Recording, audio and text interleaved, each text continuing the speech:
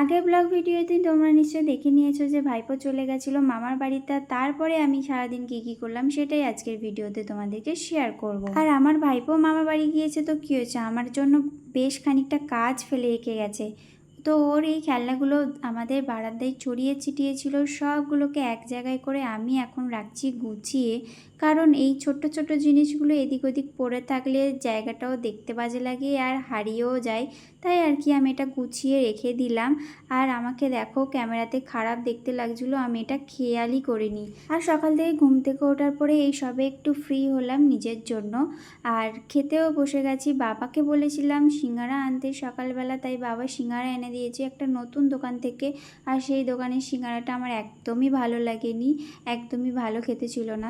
আর আজকে আমার বাড়িতে অনেকগুলো কাজ আছে, কারণ আজকে রান্নার দায়িত্বটা সম্পূর্ণ আমার। আজকে মায়ের ছুটি, আর তাই আমি ছটপট করে রান্নার জোগাড়ও করে নিয়েছি। আর এই যে দেখছো সবজিগুলো কেটে আর আমি ভেজেও নিয়েছি। আর সবজিগুলো দেখে গেস করো তো যে কি রান্না করতে চলেছি। আর আজকে স্পেশাল দিন বলে আমাদের বাড়িতে মাটন আনা হয়েছে শুধুমাত্র বাবা আর মায়ের জন্য। তাই আমি রান্না করতে বসে গেছি। আর রান্নার যে মাটনটা মাই ম্যারিনেশন করে রেখে দিয়েছিল বেশ খানিকক্ষণ আগে। আর এইদিকে ভাত রান্নাটাও হয়ে গেছে, তাই ভাতটাকে একটু ঠান্ডা করে আমি এখন বসে গেছি সবজিগুলোকে দেব বলে। আর তোমরা কি গেস করেছিলে যে কি রান্না করছি? হয়তো ঠিকই গেস করেছিলে, এটা ফ্রায়েড রাইসই হচ্ছে।